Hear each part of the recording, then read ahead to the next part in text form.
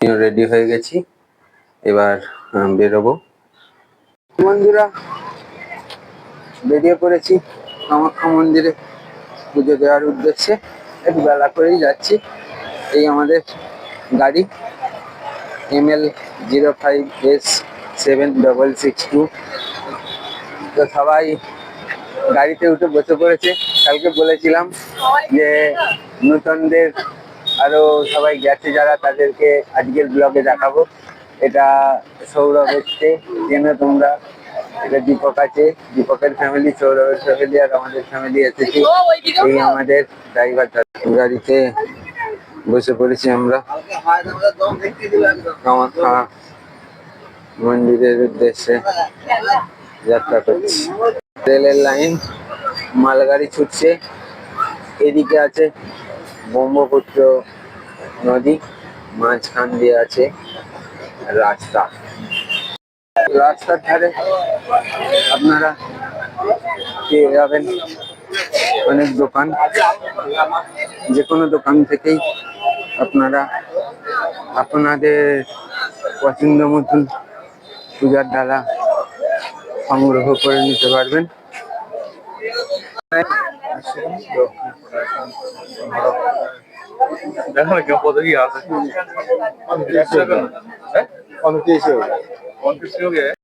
দেখুন, এটা 650 টাকার ডালা তৈরি হয়েছে। এই যে কর্পিতা ডালাটা ধরে আছে, এর মধ্যে কি কি আছে একটু দেখিনি। প্যারা আছে, চুনরি আছে, ধূপ আছে, নারকেল আছে, মিক্সড ফ্রুট আছে, এগুলো সব আছে। একটা কথা আপনাদের অবশ্যই বলে রাখি যে এই যে আমরা এসেছি পুজো দিতে, এখানে কিন্তু আপনারা এরকম ভাবে এলে হবে না।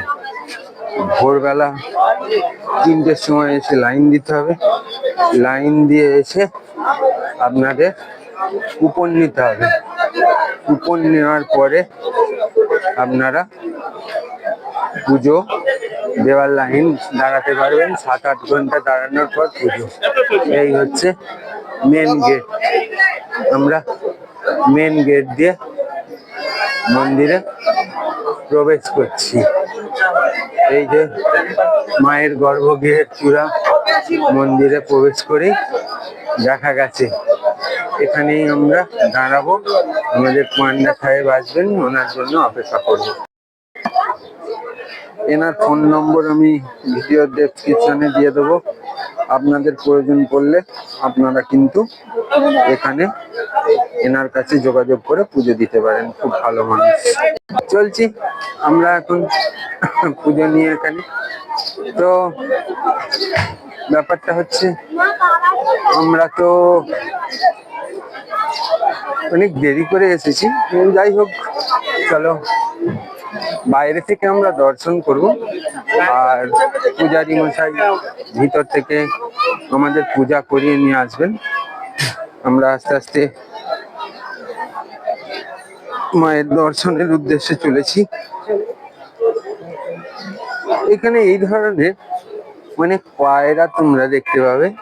যাদের মানত থাকে তারা এই পায়রাগুলো এখানে ছাড়ে। বলি প্রথা এখানে আছে, তাই তোমরা ছাগলও অনেক দেখতে পাচ্ছ। আস্তে আস্তে আমরা যাচ্ছি মায়ের মন্দিরের দিকে। আমি চেষ্টা করব যতক্ষণই দেখানো যায়। কিছুটা পরে নাকি দেখা নিষেধ আছে দেখানো, তাই আমরা তখন দেখাতে পারবো না। বিভিন্ন মন্দিরের ছবি দেখতে দেখতে ঘুরতে ঘুরতে যাচ্ছি। এখানে সবাই ওই চুনরি নিয়ে বেঁধে দেয়।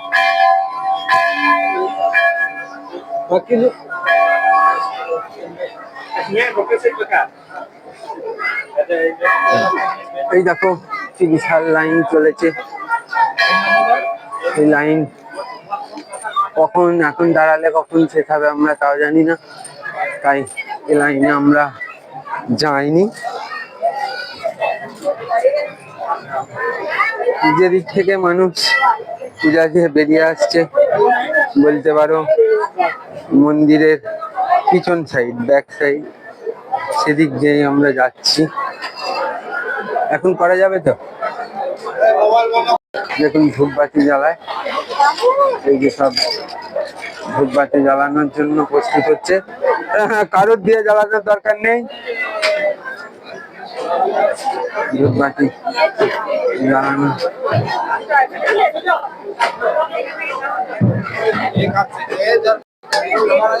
একটা প্রদীপ জ্বলছে, ভগবানকে দেখাচ্ছে, নিবেদন করে প্রদীপ দিয়ে দেবে। আস্তে আস্তে নিয়ে গিয়ে ওখানে বসিয়ে দাও, আস্তে আস্তে নিয়ে গিয়ে বসিয়ে দাও। যাও নিয়ে যাও, আস্তে আস্তে ওঠো ওঠো ওঠো, এই প্রদীপটার উপর বসিয়ে দাও। ওই যে বসিয়ে দাও, বসিয়ে দাও, বসিয়ে ছেড়ে দাও।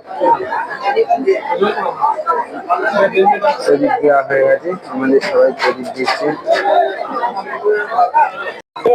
এখানে সৌরভ এখন যোগ করাচ্ছে, সবাই যোগ করাচ্ছে।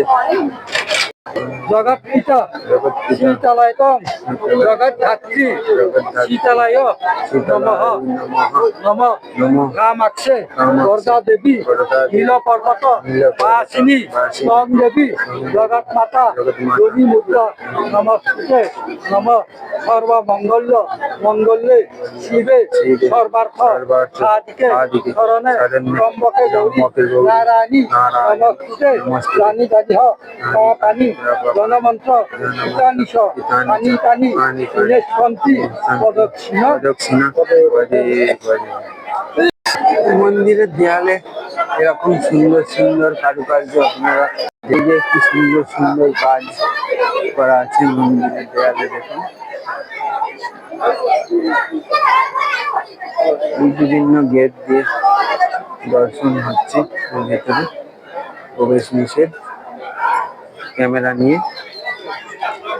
500 টাকা ভিআইপি পথ।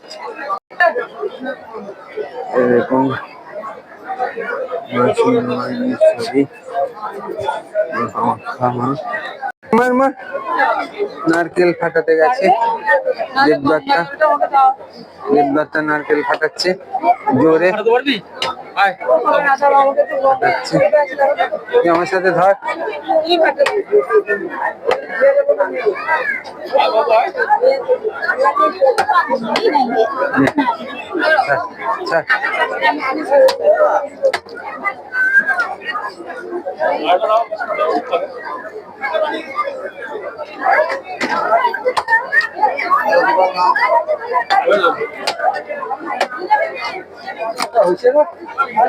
নিয়ে যাবো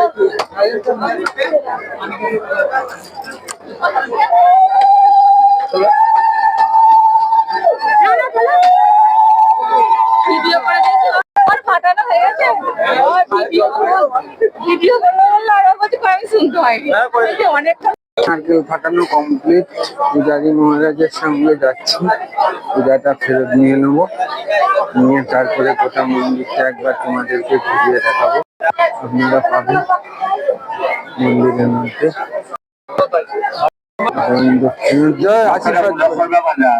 আশীর্বাদ করছে তো সবাইকে বলবো, ওই 50 টাকার পেঁড়া নেবেন না, পুজোর প্রসাদ 200 টাকা দিয়ে নেবেন। টেস্টি। এই মন্দিরের গর্ভগৃহ। হ্যাঁ, এখানে ছবি তোলাতুলি হচ্ছে, সবাই ছবি তুলছে। দাঁড়া, নিচে যাচ্ছে।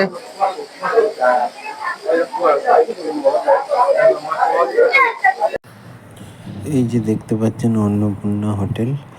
তো এখানে গিয়ে আপনারা মন্দির থেকে বেরিয়ে পুজো দিয়ে এখানে খাওয়া দাওয়া করতে পারেন।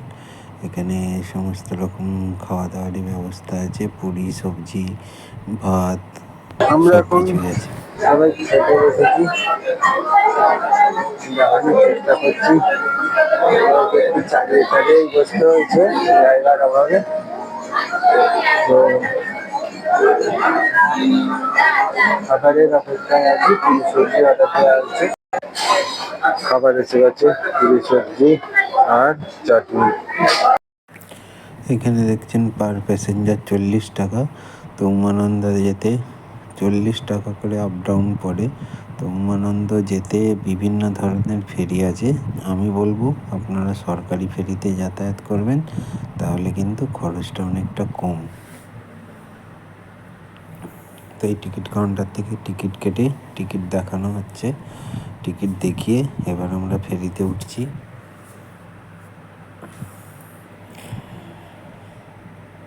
ছোট ছোট লঞ্চ বলতে পারেন। এই লঞ্চে উঠছি। লঞ্চে উঠে এরকম দাঁড়ানোর জায়গা পাবেন, আর এর সঙ্গে এখানে বসার জায়গাও পাবেন। তবে আমাদের আসতে দেরি হয়ে গেছে, লঞ্চটা বসার জায়গাগুলো ভর্তি হয়ে গেছে। তবে লঞ্চের একটা ভালো সুবিধে, লঞ্চে কিন্তু লাইফ জ্যাকেট রাখা আছে দেখলাম।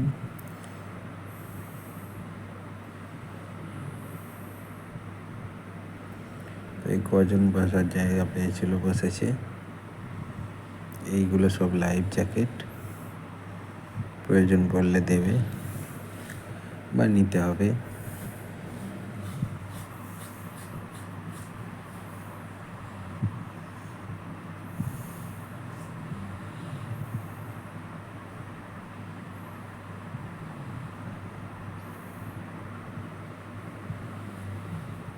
আমরা দেখতে পাচ্ছেন এমভি মেঘনাথে দাঁড়িয়ে আছি। এমভি মেঘনাথ টাইম এখানে পৌনে একটার সময় ছাড়বে। ছাড়ার পরে আমরা যাব ওই উমানন্দ মন্দির দেখা যাচ্ছে। আর এই যে রোপওয়ে যাচ্ছে, পরে রোপওয়ে চেপে দেখাবো, এটা উমানন্দ মন্দির। देखिए पैसेंजर्स के लिए लिखा है क्या करना है या क्या नहीं करना है, কি করবেন কি করবেন না এখানে পুরোটা লেখা আছে। এটা কিন্তু সরকারিভাবে পরিচালিত বোট। এই যে ভিতরে কিন্তু এখানে বসার জায়গা আছে, যদি আমরা পরে এসেছি বসার জায়গাগুলো একটু ভর্তি হয়ে গেছে, আমরা তাই দেখে ঘুরে বেড়াচ্ছি।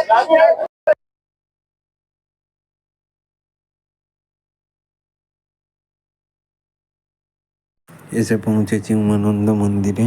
অনেকগুলি সিঁড়ি আছে, সিঁড়িগুলো পার করে মূল গর্ভগৃহের সামনে আসা যায়। এখানেও গর্ভগৃহের ছবি তোলা নিষিদ্ধ, তাই অল্প একটু যেটুকু পারলাম তোমাদেরকে দেখিয়ে দিলাম। তবে জায়গাটা ভীষণ ভালো, খুবই ভালো লাগবে ব্রহ্মপুত্রর তীরে। আর এখানে এই গর্ভগৃহের মেন যে তোরণটা আছে, ঢুকতে গেলে কিন্তু একটু যারা লম্বা হবে তাদের মাথা ঢুকে যাওয়ার একটা বড় ভয় আছে।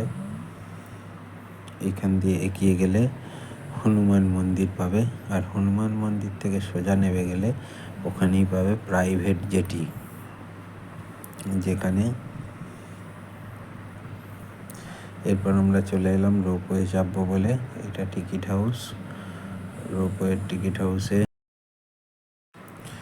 গিয়ে দেখাচ্ছি তোমাদের কত টাকা করে পড়বে। তো এখানে একটা টয়লেটেরও সুব্যবস্থা আছে। আর রোপওয়ের টিকিট হচ্ছে তোমার 100 টাকা করে, অর্থাৎ আপ ডাউনে 200 টাকা। সবাই এখন অপেক্ষায় আছি রোপওয়ে চড়বো বলে। এরকমভাবে সিকিউরিটি চেকিং করে ঢোকায়। কোনো রকম মাদক দ্রব্য নিয়ে প্রবেশ একদম সম্পূর্ণ নিষিদ্ধ।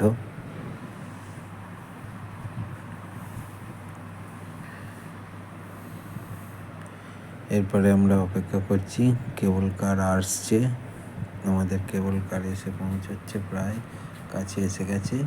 এই কেবল কার থেকে যাত্রীরা নামলেই আমরা সেখানে উঠব।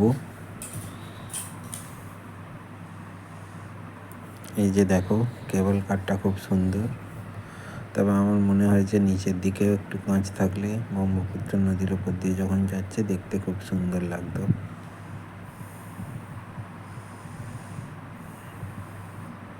সব যাত্রী নেমে যাওয়ার পর আমাদের এই কেবল কারে এবার ওঠার পালা।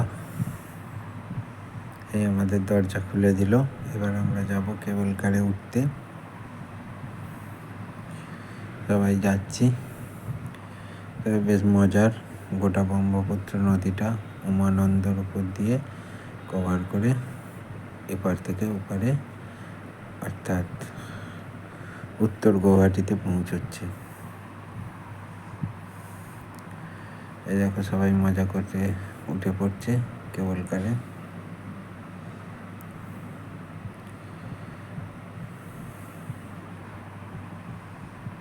কেবল কার চলতে শুরু করেছে।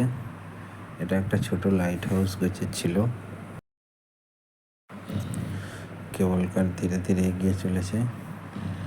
এই সামনে যে দ্বীপটা দেখা যাচ্ছে ওটাকেই বলে পিকক আইল্যান্ড অর্থাৎ ময়ূর দ্বীপ। ওই দ্বীপেই রয়েছে উমানন্দ মন্দির। তো ওপর দিয়ে কেবল কার, নিচে ব্রহ্মপুত্র নদী, আর নদীতে উমানন্দ মন্দির, নদীর মাঝে দ্বীপে অবস্থিত। সেখানে যাওয়ার জন্য লঞ্চের ব্যবস্থা আছে। দেখো যেটিতে একটা লঞ্চ ভিড়ে রয়েছে। অপূর্ব প্রাকৃতিক সৌন্দর্য দেখতে দেখতে কেবল কারে করে আমরা এগিয়ে চলেছি। খুবই ভালো লাগছে। এরপরে এসে পৌঁছলাম বশিষ্ঠ মুনির আশ্রম। তারই পিছনে এই অপূর্ব সুন্দর একটা ছোট্ট ঝর্ণা। খুবই ভালো লাগছে। সকলে ঝর্ণার মধ্যে পাথরে নেমে গিয়ে খুবই আনন্দ করছে। এই আমাদের দলটা বসে আনন্দ করছে। খুবই ক্লান্ত সকলেই, কিন্তু তবুও ঝর্ণার জলটা দেখে একটু আনন্দ করে নিচ্ছে।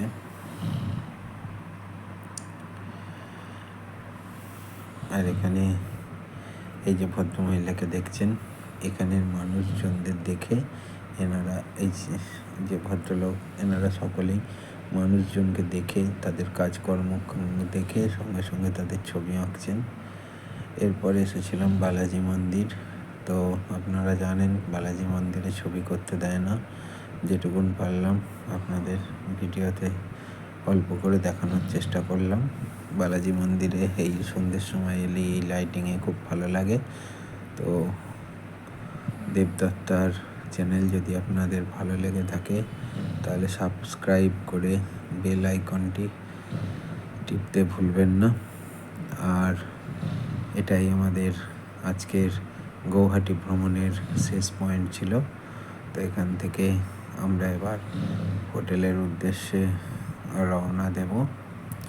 তার আগে এখানে বলে দিই, এরকম বাইরে জুতো খুলে প্রবেশ করতে হবে। আর এখানে লেখাই আছে ফটো তোলা, ভিডিও করা নিষিদ্ধ। তো আমাকে ভিডিও বন্ধ করতে হবে। আমার এই ভিডিও যদি ভালো লাগে লাইক এবং শেয়ার করতে ভুলবেন না। ধন্যবাদ। শুভরাত্রি।